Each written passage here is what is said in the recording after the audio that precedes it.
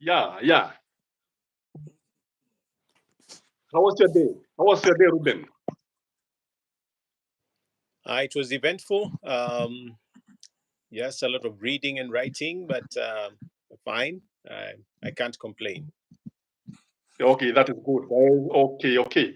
Now, yesterday we had some issues, and maybe because of the people who are not there, as we wait for people to join, there are some issues that you raised, and I found them very, very interesting. Mhm. One of the issues you raised is about reducing the number of counties. And that was very interesting because it is something that people have been talking about for long. What has motivated you to say this? Oh, first of all, it's nothing new. It was anticipated in the first constitutional draft under Kibaki's rule, leadership. And so there had been a preference for the Majimbo system. You know that when the Kilifi draft was made, we began to make some losses in the original draft. And finally, when the Naivasha discussions happened with the 2010 constitution, we completely lost the Majimbo focus. The whole thing is that Kenya is not a very big country. It's a small country, so fragmenting it into 47 pieces doesn't make economic and administrative sense. Uh, there were 8 provinces before, and so building up to 14 counties would be reasonable because some of the counties were so big so they could be subdivided. But Mhm. we are instead even working towards having more counties, which is absurd. So fragmentation doesn't mean that you get more development. Yeah, actually, in a sense, it just devolves the corruption. Uh-huh.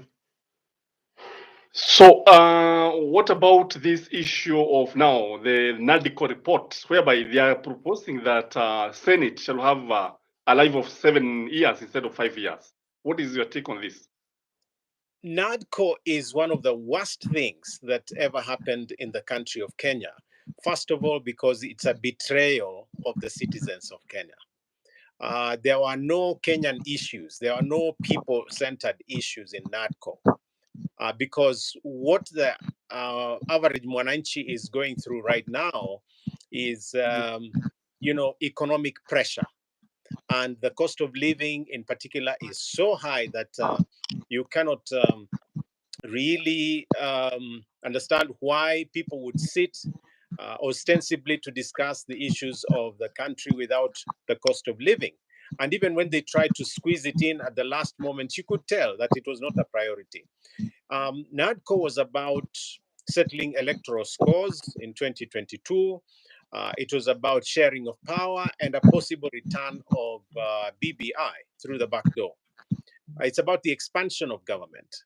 And so it's also a violation of the participation of the people.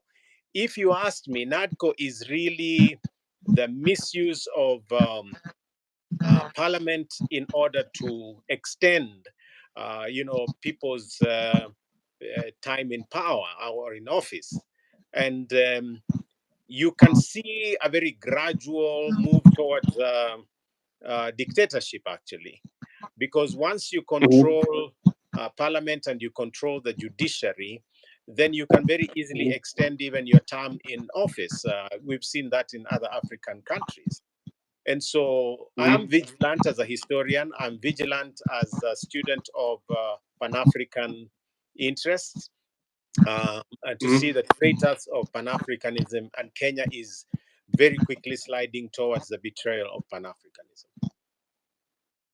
Oh, thank you, my brother. As who are joining the channel, this is our guest is Ruben Kigame, a renowned Kenyan politician and a gospel artist, and he is known. And actually, he vied for the presidency. He wanted to vie for the presidency, but he was knocked out. And IBC has never explained, and the case has never been ruled in court.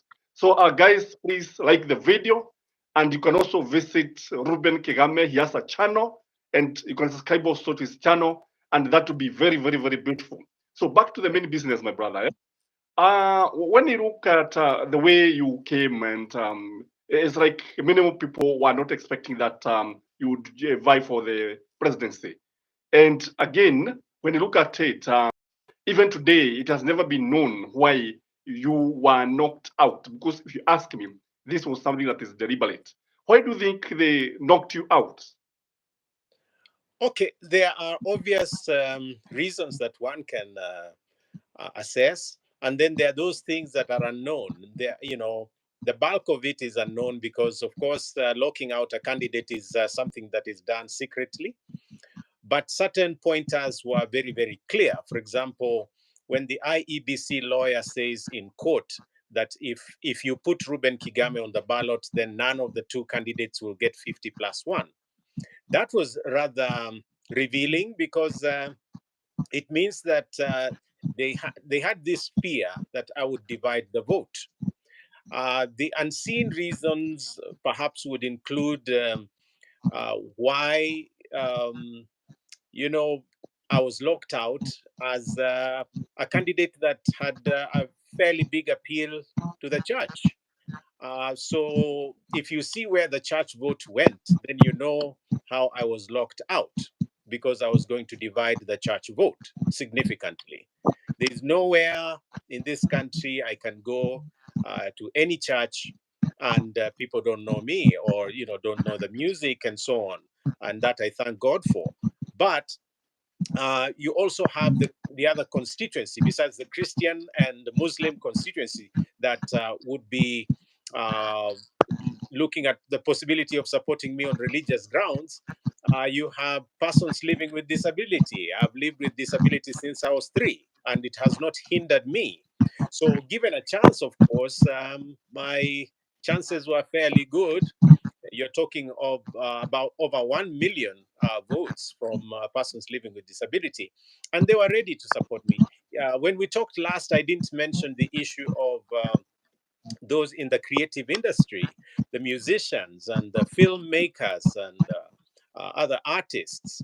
I believe that there was going to be a significant shakeup of the entire vote situation. Now, there is a constituency that is close to me, that I work with very closely, that maybe you may not be thinking about, and that is the youth. Because I am a very regular person with high schools and colleges and so on. And, because of the music again and the arts, we are constantly together. That's why they gave me the name Papa Gigs, and they call me Papa. The youth are so much ready for me. And the bulk of them, when they saw what was happening, did not even bother registering actually to vote. But we know that even those who registered to vote, more than 8 million did not cast their vote. So to say that somebody won the election with 7 million and somebody lost with 6.8, and yet there is a bigger constituency of over 8 million that did not have a candidate among the 4, your answer is as good as mine. So certainly, if nothing else, I was going to divide the vote. Oh, that's a very good answer. And who do you have been you are running with? If you are allowed by if you are created by the IBC, did you have a running mate? Oh yeah, it's in the public domain. I mean, go to my channel; it is there. When I was launching and unveiling my running mate, Irene Ngendo Kamau. So, Oh, so it's there in the public domain. Just Google Ruben Kigame running mate. Yeah. So, oh, that, you see, my candidature had a very unique combination. First of all, you had a ticket of male and female. You had a lady and gentleman. I mean, gentleman and lady.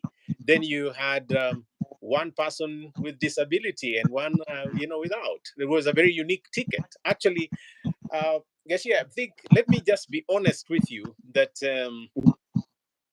I honestly think that one of the problems that is bothering the country of Kenya is that watu wanatumia macho vibaya.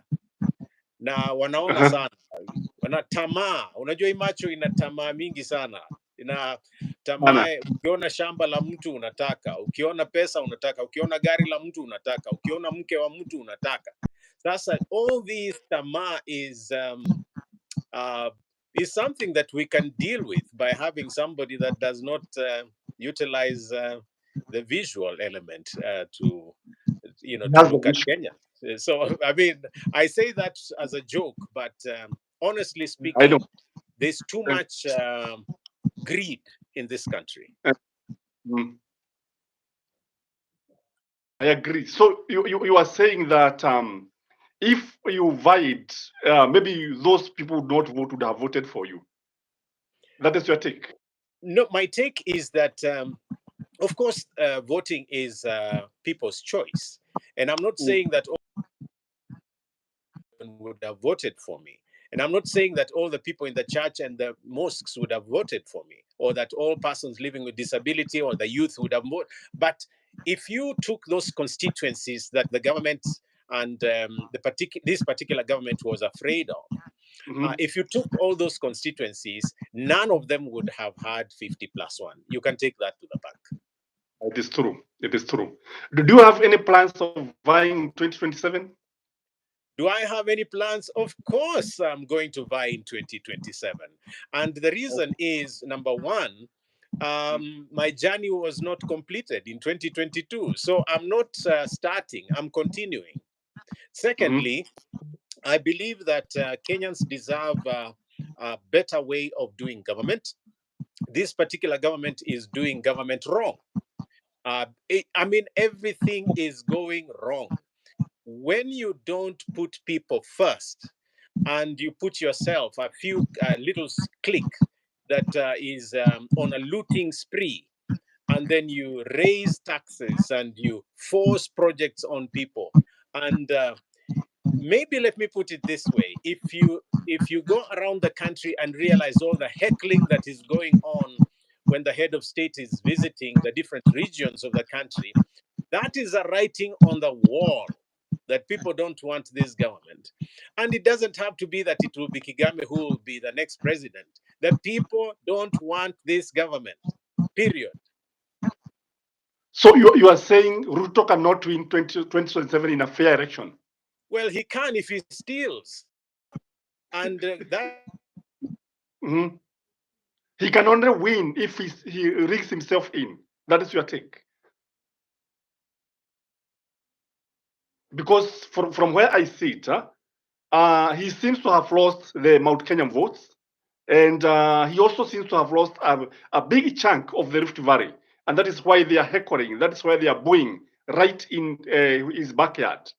And again, when you look at it, it is not expected that he would be booed from his home ground. That is the risk that people could have expected. What do you think about that? That it is people from the Rift Valley, and to be president. Even if we were to just do today, Kagame versus Ruto and Sema Weka Mlolongo, you know, it's not even so much because a lot of Kenyans would think I'm a good leader. Where we are now, I think anything or anyone is better than the current government, and people are fed up. Okay, that is good. And we cannot see you, my brother, but we can hear your voice. For those of you who are joining this channel, this is still Ashes Kaman TV. We are live with our guest, Ruben Kagame, and amepotea kiasi. Sijui kwa nini jambo ambalo limetendeka. Ruben, watu hawakuoni. And we are still continuing with our discussion. We are discussing the issues that are happening in our country. So Mike Jones, karibu sana. Karibu, for those of you who are coming, you like the channel, for instance, karibu. Nas Gladys, karibu. Vizuri sana. We are live, we are okay, we are discussing. By the way, Ruben is the one who sang the song, Oda Nasi, Tebea Nasi. He's a gospel artist. And he was a candidate in 2022, but he was locked out by the IBC. He went to court, and even today, the case has never been decided. So he is telling us that he'll still be on the ballot in 2022. I mean, 2027. He'll still be in the ballot. We'll be very, Yes. very happy. Okay, we cannot see you, but you can hear the voice. Maybe you can still continue talking. I don't know what's happened to my camera, but we'll see if we can get it back. If you can hear me, that's still okay. Yeah. You are loud and clear. You are loud and clear. Maybe you can go on. Yeah, If we are giving, so I was saying, besides the sympathy votes, we suddenly have a better agenda for the country, and so it's up to the Kenyans to choose. I mean, for me, if I assured or if I worked on giving the citizens of Kenya only four things, as the main concentration, the Kenyans will take care of themselves. Number one, ensure that Kenyans have food, chakula, because food is a basic, it's a fundamental basic of life. And without food, you cannot survive. So if you begin to mess up with people's lives, in agriculture and food-related industries, and programs, you are messing up a generation, you are messing up the country. So number one, food. Ukipatia Wakenya chakula, Wakenya watajisort. Number two, give Kenyans free education, and my emphasis is free education from the first grade all the way to undergraduate, as in primary school, high school, na undergraduate until someone is 20 or 21. It's our responsibility. Every child that is born in Kenya must be educated here and fully paid for. No child should miss education. And so my team, my education team has worked out such that with just under 400 billion, so like about 389, you're not putting on the Ministry of Education expenditure and TSC, you can actually give capitation of 15,000 per child to primary school pupils. You can give 30,000 to high schools. You can give 210,000 to every university student in undergrad using the current statistics. And with 389 billion, you can provide free education. Now, if you do that, then it means that you free the parents from selling shambas, you free the parents from selling cows, you free the parents from selling their border borders or cars, whatever they have. And if you don't sell your land, then you can work and pay tax. Kenyans are not afraid of paying taxes. It's that their money, is not known where it goes. So my question remains: why are we spending 628 billion on education? It's the highest in the budget, actually, and education is not free. I mean, my son is coming home 1 week earlier than planned because the government has not released money to schools. We have not settled the issue of CBC. We've not, hired all the teachers we need to hire, not improved the facilities. What I'm saying is that if I provided free education, Kenyans would sort themselves. So food, number one. Number two, education. Number three, you need to provide Kenyans with affordable healthcare. And I say affordable instead of free because ugonjwa haujui nani atapata ugonjwa mwaka huu ama nani hatagonjeka. So you ensure that the services are available mashinani everywhere. And you have medication in the dispensaries and other healthcare institutions. And then hire the doctors, hire the nurses. Don't export nurses to Europe or America. Give them jobs here because there is need. And then number four, ensure that there are jobs. So number one, food. Number two, education. Number three, healthcare. Number four, jobs. And if you are able to ensure that citizens have those four things, wananchi will be able to take care of themselves. And Yeah. then all the other programs sit on top of those, whether you're dealing with environment, you're dealing with the regional cooperation, you're dealing with, issues of graft and all those other things, debt. Yeah, that is very good. And guys, the man speaking is Ruben Kigame, who was actually a presidential candidate in 2022. And he was locked out by IBC. He went to court. When he went to court, up to date, his case has never been decided. He says that he'll be on the ballot in 2027, and he's looking for votes for the presidency.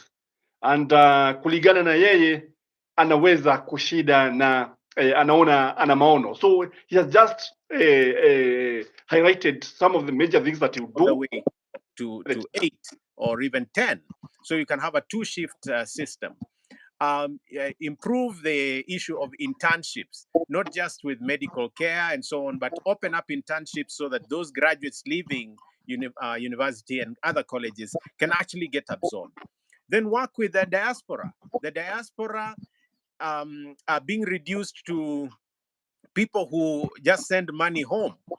Instead, we should give preferential treatment for Kenyans in the diaspora to invest here through industries, through value addition.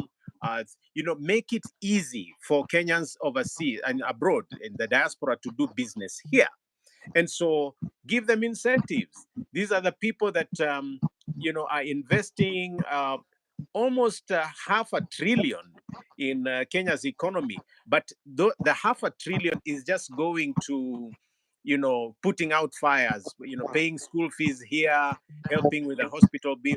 Let the people in the diaspora be honored by being given preferential treatment for investment. Oh, that is good. That is good. How would you deal with the issue of corruption if you are the president? If you made it, if you succeeded and you are declared the president, how would you have dealt with the issue of corruption? Or in this case, if you win the president, thank you for and I'm looking forward to winning. So the first thing to win over corruption is how you appoint government. It's not rocket science.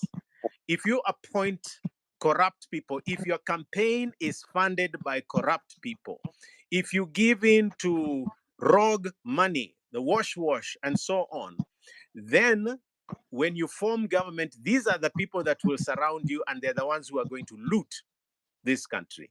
So the first step is appoint a government that is of clean people that have not been adversely mentioned in any scandal.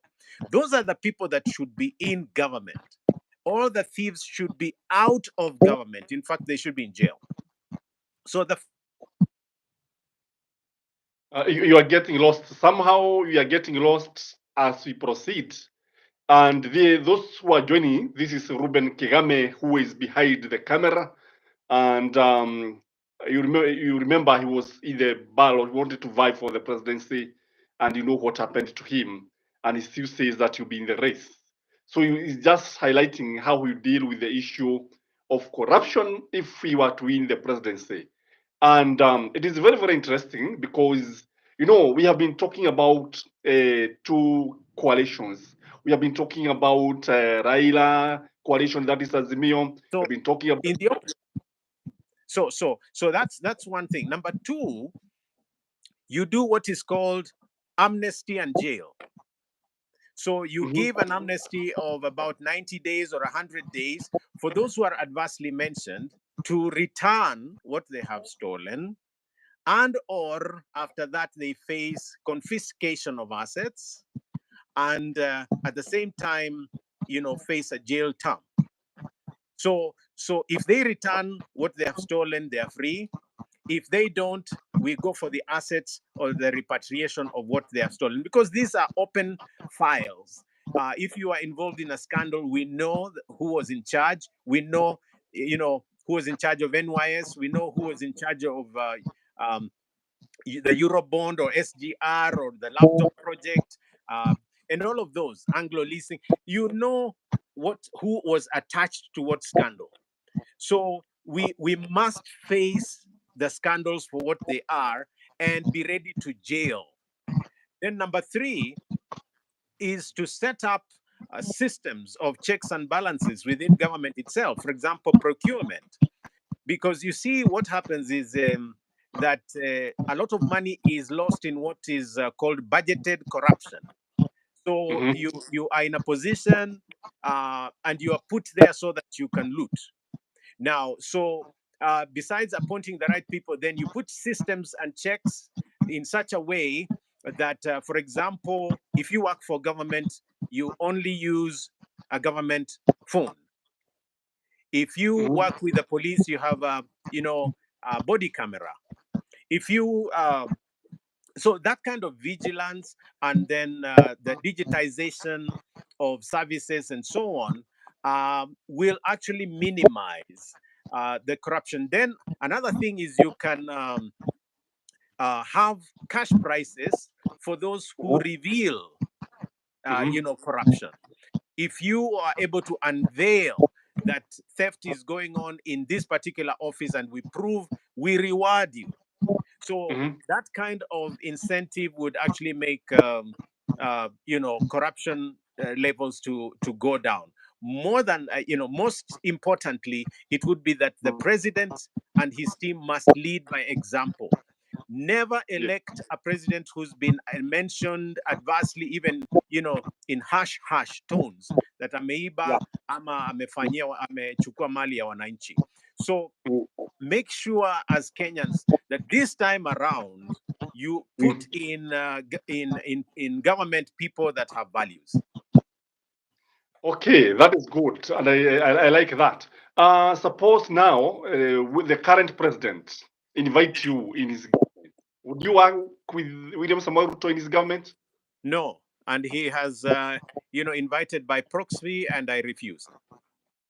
Uh-huh. Yes, What want you to do in his government? and even the opposition has also reached out. I mean, actually, the problem of Kenya is the two sides. Those in government and in the opposition are our problem. Mm-hmm. Yes. What is the problem with the opposition? I mean, they're the same Kanu orphans. I mean, if you put Azimio in power today, they'll perform exactly the same as Ruto's team. They are friends. Exactly. They do business together. Right now, Ruto and Raila are in talking terms. As everybody's fooled that we have an opposition. We no longer have an opposition. So what you're saying is that they have more in common than in conflict, and there are no ideological differences, if I No, get we you right. need a fresh start. We need to reboot Kenya. When a computer malfunctions, there is a virus, you can't accommodate the virus. You reformat the machine. We need to reformat this country, and the leaders that we need to get, should bias towards the younger generation. Because the younger generation forms the bulk of the population. The young people should be ready to throw out people my age and upwards. Oh, that is good. So what you are saying in a nutshell is that other than the two leading political coalitions, that is one led by Raila, Kalonzo, Ruto, then you are saying that we need an alternative. And now you are saying the alternative should come from the youth. Are you that person who has been missing in Kenyan politics? Of That course, given if you go to my X account, I have put a label there, voice of the third alternative. I mean, Kenyans are not desperate. That's what we need to tell every Kenyan. You're not stuck with those two opinions. You can start again. Yes, you can. And we are here. We are here to actually deliver together with a more youthful, tribeless set of leaders. I mean, I was born in Vihiga myself, grew up in Nyanza, went to school in central Kenya. I married from Kirinyaga, and I live in Wasingishu. Where can you peg me as a Kenyan? I mean, can I now begin to hire people from Vihiga and, say because I married from Central, those two will... No, no, no. We need to actually form a government of national unity. It is constitutional. It is possible. The people that are making it impossible are the people you choose. They have no will whatsoever to actually make changes in this country. And I mean, I think we need to be angry enough as Kenyans and say enough is enough and throw all these people who play with our lives and our destinies and the destinies of our children. We need to throw them out like yesterday. And by the way, it's not just in the central government, in the executive, even in parliament. We have one of the most useless parliaments that has ever existed in this country. In fact, right from 2013, parliament has been useless, absolutely useless. It's an appendage of the executive. And so this particular one has perfected. In fact, they are threatenable. You know, the president just says, nitaona yule atavote namna hii. And then, yes, sir, yes, sir. You know, so there's nothing you can imagine that parliament can actually debate on behalf of the citizen because they are enslaved. They are colonized by the executive and the judiciary is following suit. So which is the weakest link among the three branches, three arms of the government? Which is the weakest link among the judiciary, the National Assembly, and the executive? It's not weakness. It's the most evil. The most evil is the executive because it's the executive that is taking ransom. Parliament is taking the judiciary at ransom and taking wananchi at ransom. It's actually the current government that needs to go first. But we are the same people who elect these members of parliament. And Well, I did not elect them, and I don't want them. And we are more than 8 million. So you can't say we elected them. In fact, they stole the election. They you know, they didn't count the votes of the people. They used technology and foreigners to steal the election. Okay. Do you think Raila won the election? No. Who won? Nobody. How? There was no election. There must be a winner.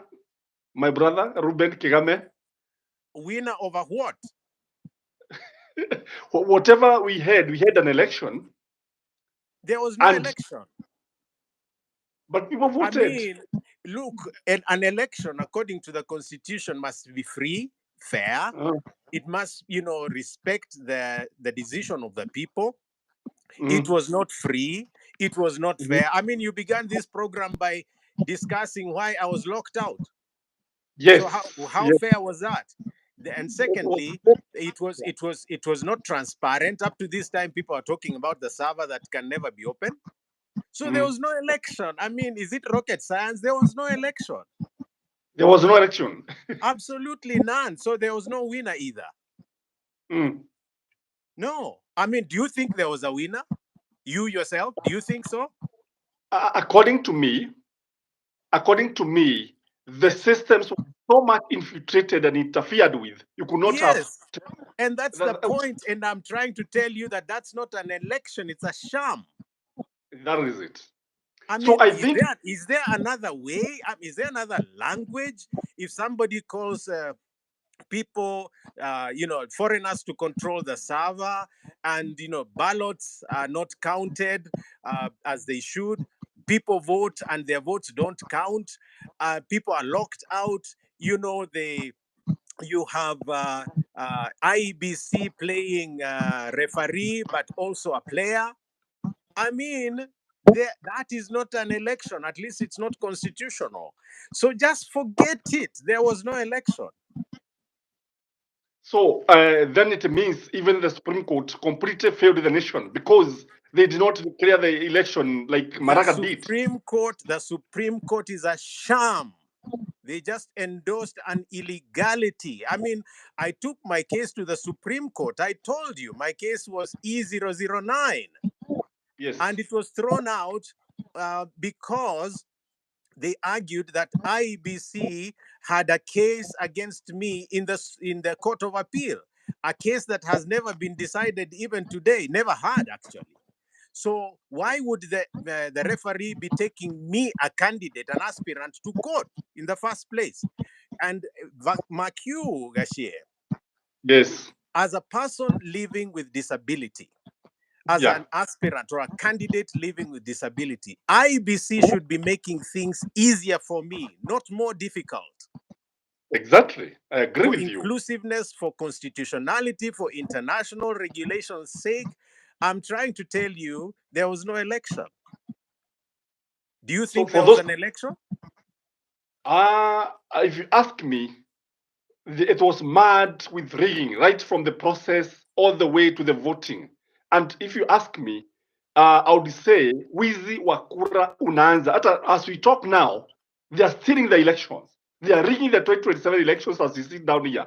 Even as we talk, even as we discuss it, through the process, through the issue of tendering.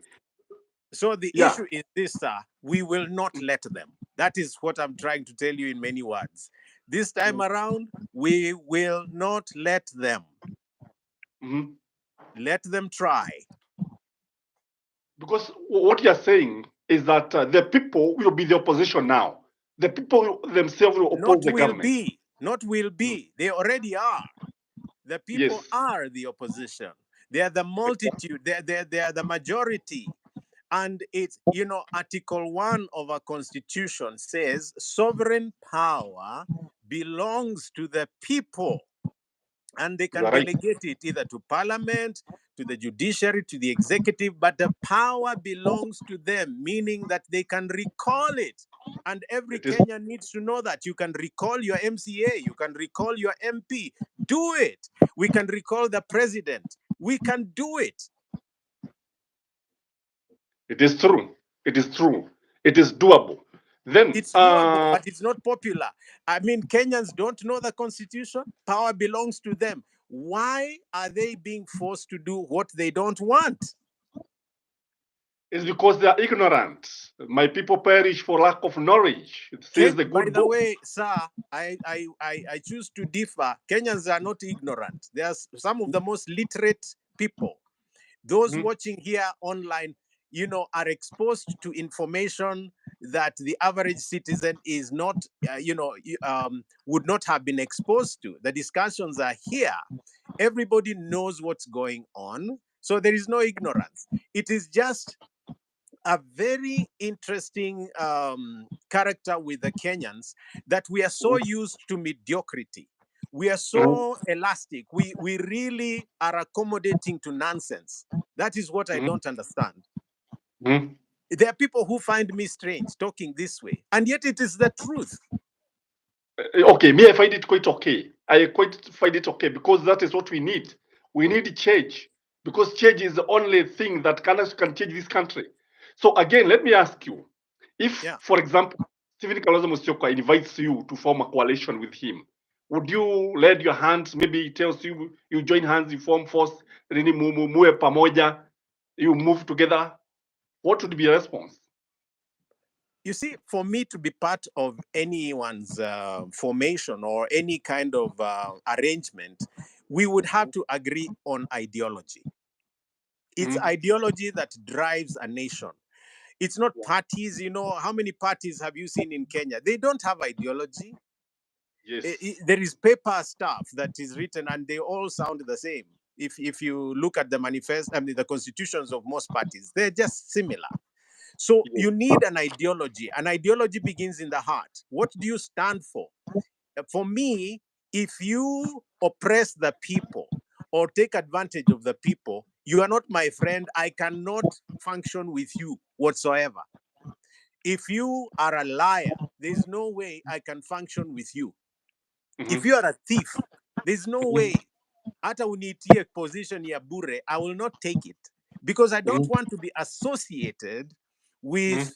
the exploitation of people, with lies, with advantage taking, with mediocrity.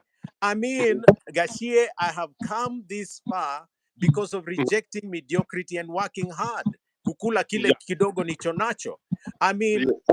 where in the world do you find a blind man running for president? I And mean, is it because I don't have something to eat? Is it because I don't have a job? No, I'm self-employed. So it's not because I really just badly want a name. I mean, everywhere you go, people have an idea who Ruben Kigame is. So what if it's just popularity? It's not about popularity. I see something that is missing in Kenya. I see something that needs to happen to Kenya, and all I want is a chance to implement it. Or do you think the church has a role to play in this? In In what? all this, to bring the church, as we know it today, the church or religion, call it religion. Do you think it has a role to play? A role in what? In politics. Oh yeah, I mean, if you are a Kenyan, you have a role. Whether you are a Muslim, a Hindu, an atheist, you have a chance. I mean, and you have a role to play. And gauging by how things went, the church, a section of the church was actually misled, and even made pronouncements about the current government and so on. So the church can be misled, yes, and so you can only be misled if you are participating. Yeah. Okay, I agree with you, but I strongly believe that the church failed the people also. They failed the people because their whatever was used as the jukwaa ya siasa, and I think we need to be fair on the issue of the church, and because I'm a scholar of religion, I want to be very open. If you pick maybe 100 or 200 pastors and take them to Karen, or maybe even just multiply it to 1,000 and take them to Karen, it would be misleading for you to then say the church did this, the church did that, because it's only a microcosmic representation of the whole group. And I think it was St. Augustine, who used to say, you don't judge a philosophy by its abuse. So you can't generalize. And it's not everybody in the church that thought, that Raila was a demon. It's not everyone in the church that believes that this is a good government. So, and then if we include the laity or the members of the church in mistakes made by their leaders, because it's the leaders that were receiving envelopes, it's not the church members. Yes, that is, they're responsible, they're culpable. But on the flip side, it is true, church pulpits have been abused. Some pastors have allowed politicians to make reckless statements and or battle the opposition from the pulpit, which is absolutely wrong. So if any lessons have been learned, it is how not to allow politicians to take over. Okay.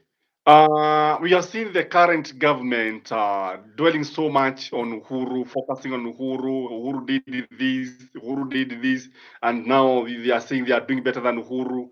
What is your take on this? Whereby we have a president who is in office, or whatever means he acquired power, but is now focusing on the past regime. What is your take on this, Ruben Kigame? Okay, so first of all, that's nonsensical, because if you're in office, you don't then judge how you perform by the past. If you are the one who has the reins of leadership, you have made a bed, you sleep in it. So that's one. Number two, it's actually really obnoxious hearing, the previous government did that and so on, as if this particular president and his team were not part of that government. Most of them were. So spare me the emotions, because you cannot live in the past. But also, the other thing is that, granted, so if mistakes were made and you believe in God, so where is the place of forgiveness? Because every Christian is called upon to forgive, and so in that case, if somebody wronged you, let it go. I mean, deal with it. Chebukati wronged me, I let it go, and I'm trying again in 2027. You don't dwell on it. You don't keep scooping, spilt water. So I think it's also a lie that they found empty coffers and all of that, because the nature of government is that money comes in and is spent. So if you're in government and you found empty coffers, that's not somebody else's problem. You are now in government, make the money. Mhm. Okay, this about country being a country of shareholders, where some and according to me, this is try to entrench tribalism and dividing the country along the tribal lines. What would you say about Rigathi Gachagua? It's not just Rigathi Gachagua. The two of them have divided the country alongside the Kalenjin and Kikuyu polarization. I mean, it's not rocket science. Just look at the majority of officers in government, whichever Mhm. department, and there is that checkmating. If someone is, if on this side there is a Kikuyu, the other side there will be a Kalenjin. So, Mhm. so, and uh, you know, somebody coming from a particular community is not the issue. Mhm. Sometimes we demonize tribes or ethnic composition as if it's a mistake. No, we need to celebrate our ethnicity, but we should never bring, you know, ethnicity into the space that requires national cohesion and national inclusion. And it's Mhm. not just about ethnic uh, the abuse of ethnic composition. It's also about how many women and persons living with disability and youth need to be, to have a place in government. Okay, if you are the president today, if you look at Kenya, there are so many challenges, especially concerning the security. If you go to Barigo, watu wanakufa pale. If you go to Laikipia, people are being butchered like donkeys. Actually, Barigo is and even Saburu. When you look at these issues, you see that the president is facing serious challenge, and the people are crying because as we talk in Barigo, or we have what we call the internally displaced persons, and again, when you look at it, we have about 1,000 families that have been displaced. That is Barigo alone. How would you tackle this if you are the president? It's a multifaceted issue that begins with identity. By identity, I mean it's how we label people. So, for example, all those people that are being called bandits, I tell you, Gashie, those are not necessarily bandits. These are citizens of Kenya that are disgruntled because of either bad economic policies, exploitation, or corruption. So you have an issue of identity. Maybe let me take you back, because you are a journalist, to Nelson Mandela, to the Mhm. white supremacists under apartheid. Mandela was a terrorist, but Mhm. to the Yes, African people, Mandela was a freedom fighter. Okay, and a hero. so the way we label people, even in Haiti right now, all Mhm. those people are being called gangs. You Mhm. know, the labeling, the identity issue is Mhm. where the problem begins. So, Mhm. for what is going on in Kenya, we first of all need to identify the sovereignty of the people. So we need to bona fide. We need we need to honor the people and bring them to a place of belonging, so that they are bona fide citizens. And so, to deal with the issue, the first thing is you demystify that identity. Then, number two, what you do is open up the so-called bandit strewn areas. Open them up, and that can only happen through devolution and what used to be called the equitable fund, the equalization fund rather. So we need to do what is called demarginalization. There are these marginalized areas. We need to open them up. In fact, that is where the jobs will come from. That Mhm. is where, we need to take the road constructions. That is where we need to take police stations. That's where we need to build schools. That's where we need to build hospitals. Those are jobs. But what that would do is also remove a lot of those boys who are herding cattle from mere herding of cattle to bona fide citizens who go to school, who receive services. So you need to dignify the citizens of those regions first.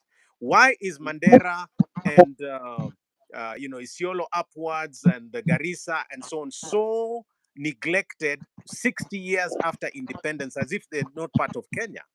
Build roads, build airstrips, take the national capital to Isiolo. It's actually the center of the country.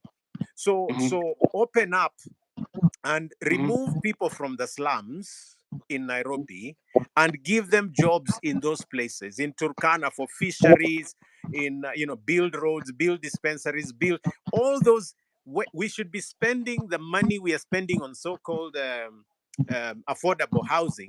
We should be spending on opening up the marginalized areas.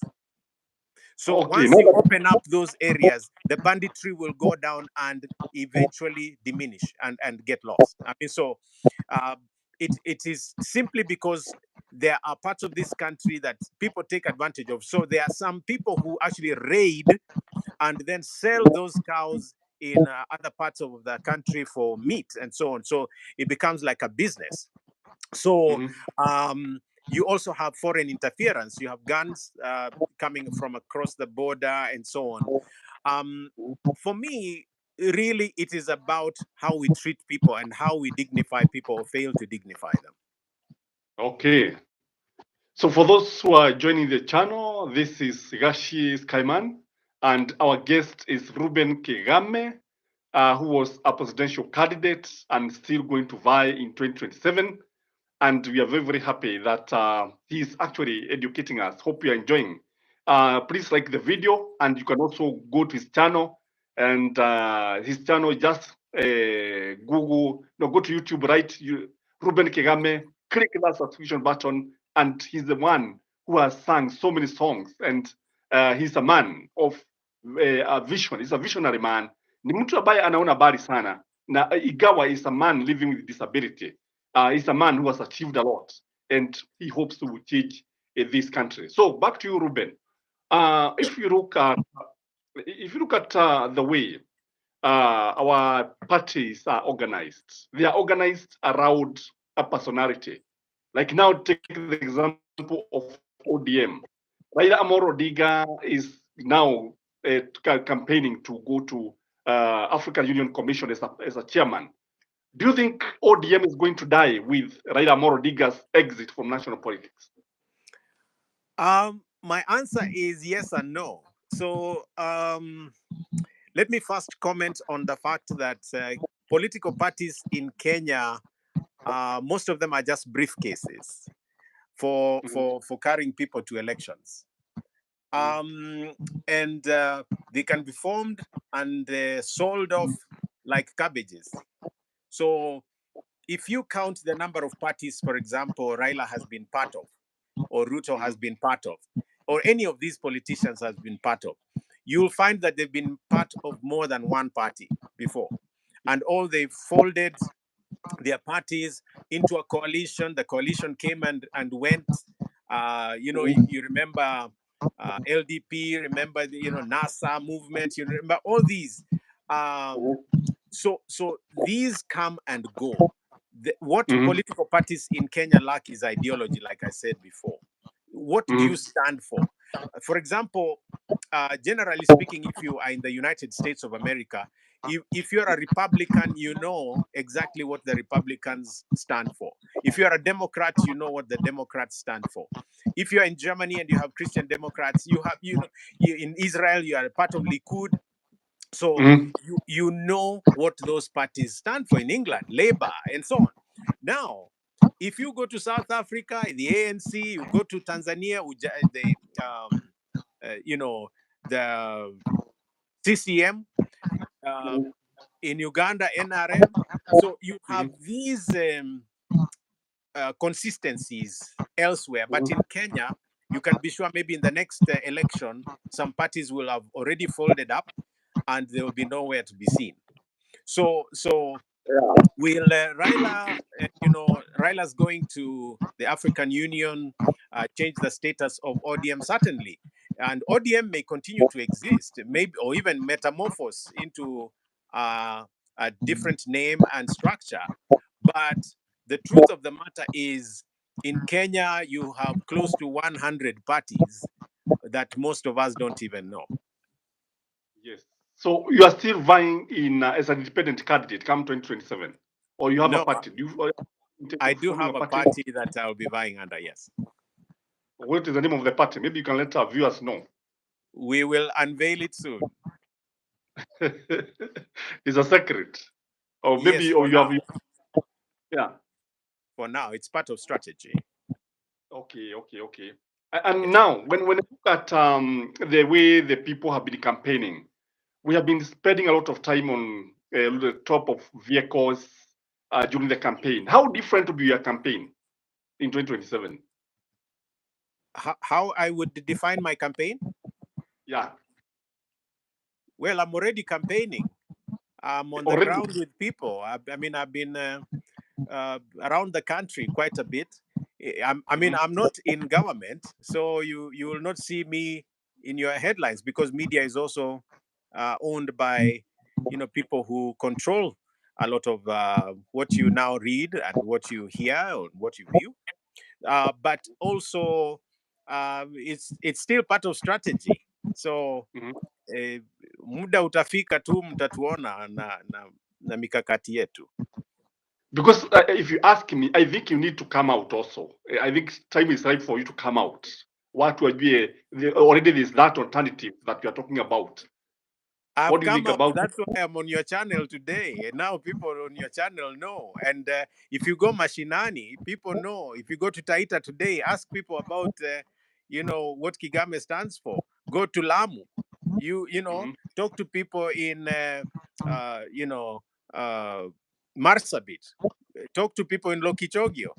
Go and talk to people in Western Kenya. Do they know someone like Kigame is running? Talk to them. Talk to people in Nyanza. Okay. Talk to people in the Rift Valley. So there is a strategy. Okay. And so wacha tu tufuate script yetu, mutatuona. But still, Nedo will be still a running mate. We will unveil. Okay. Okay. If you are the president of the Republic of Kenya, or if you manage to become the president of Kenya, how are you going to deal with the debt crisis? Sorry, I lost you there. I'm saying if you become the president, Yeah. if you win the presidency, in which case I can be talking to the next president of the Republic of Kenya. Uh-huh. How do you deal with the issue of debt Debt. in the couple? Yeah. So debt is very closely tied with someone's economic policy. Mhm. So how you set out your economic policy determines whether you'll borrow or not, how much you'll borrow, etc. And the first principle of dealing with debt in my dispensation is basically to argue that Kenya doesn't need to spend 3 trillion or 4 trillion, because we have more than enough locally. We are raising enough money. I said yesterday that everywhere people are taught to live within their means, but when it comes to government, we become extravagant. Now, if I was given 2 trillion in terms of, in the national income, why wouldn't I be able to run the country with 2 trillion and even save, for future? I mean, the fact that you have money doesn't mean you should spend it. It's about planning. If you get 10,000 shillings today, you don't run to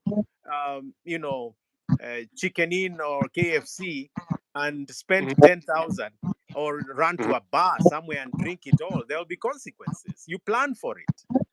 So, and then the second thing is that what people contribute should be taken as a sacred contribution. I mean, people are giving of their hard-earned cash to government to spend. If you don't spend it on the people and their projects, you are actually cursed.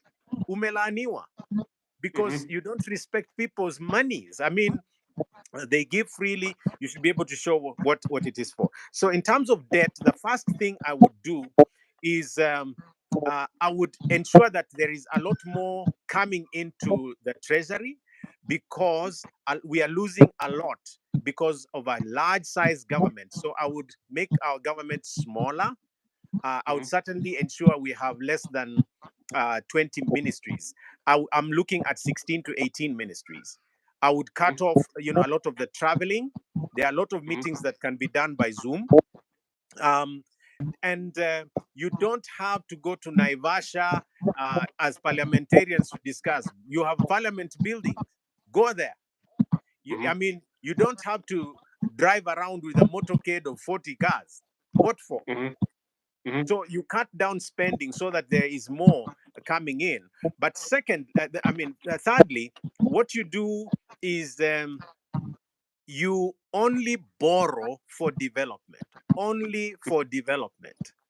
And then you need to be able to account for what you are borrowing and how it will regenerate, how it will generate back into the economy.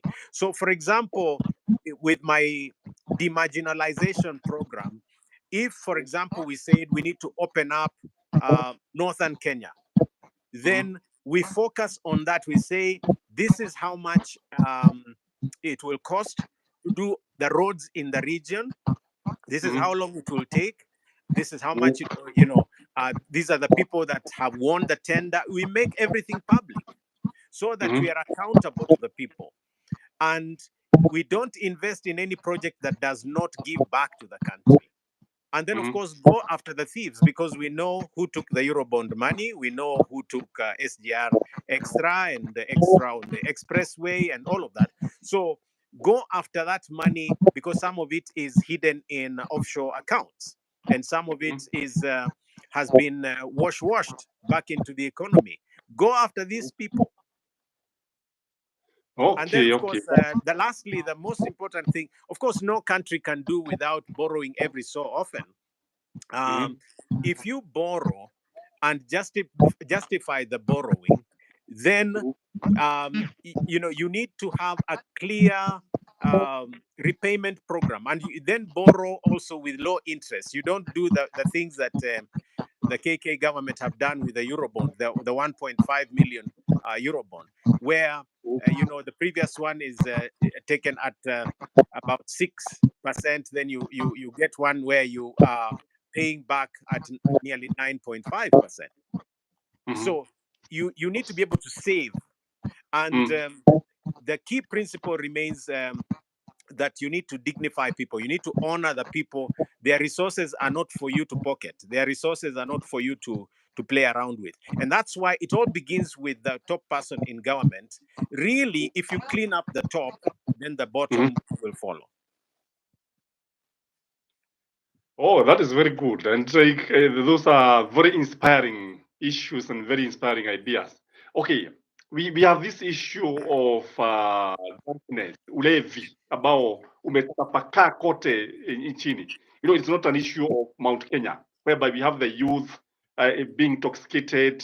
We are losing a generation, by the way, truth be told. If you become the president, how are you going to handle this issue? Thank you. That's a very important question to me. And I will be begging to leave in 5 minutes because I have another meeting coming up at 9:30. Yeah, so the first thing to do with substance abuse and alcohol abuse is ensure that every county has rehabilitation centers that can deal with those who are struggling with adverse addiction. Then you work with religious groups like the churches and the mosques and the temples to be able to put up counseling programs, as well as community engagements with the population, teaching them about substance abuse. But sadly, what we need to do is actually give jobs to the youth, because a lot of those youths that are drinking are desperate. You sit there for 1 week, 1 month, 1 year, nothing to do. You'll end up in the local drinking dens in order to take away the mawazo, So we need to be able to give them stuff to do, and then open up all these creative centers, soccer, music, um, theater, and so on. You have a lot of those talents among young people. Those are the talents you tap and make them generate income, etc. So you occupy the youth in a meaningful manner, and then of course have the curriculum in the schools and colleges include values and ethics as a priority, so that people know the consequences. Even if they make the wrong choices, they know what the wrong consequences are. But you can't really win over alcohol and so on without creating jobs. Some of the people are brewing to take their children to school, and those are the people that need to be given gainful employment.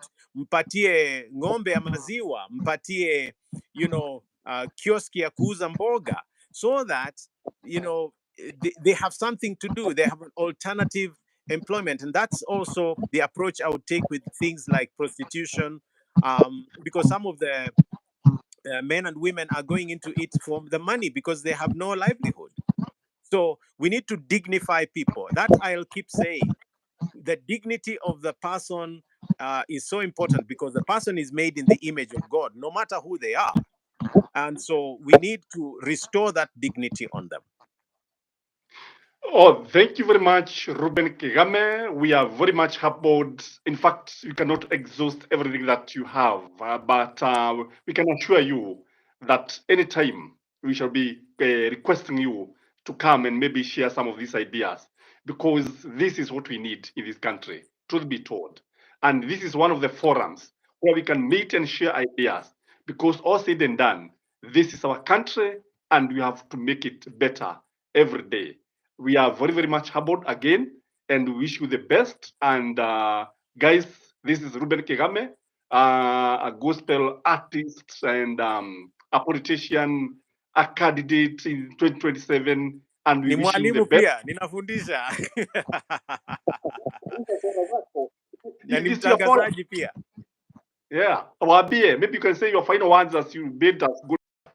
No, first of all, I want to thank you, sir, for giving me so much time on your channel and for the great questions and interaction. I also want to thank those who are viewing or listening for the patience. Tumeongea sana, for them to be there all this while. Nasema asante. I just want to say, I want to encourage all of you. Lipo Tumaini. That's actually one of my songs. Lipo Tumaini. Lipo Tumaini kwa mti ulokatwa, maana ukikatwa utachipuka tena. Kenya is not gone. There is a remnant. We are here. There is a third alternative.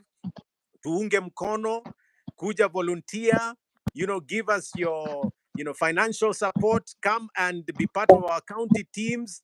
Let us bring change to these people to the people of Kenya in a dignified manner. Thank you so much, sir, for giving me so much time. Most welcome and good night, guys. We're gonna also watch this show here because we wanted to share some of these ideas, and we are going to invite various guests as we move forward, because most of the time we'll be finding us live due to public demand, and this is one of the channels that you cannot miss.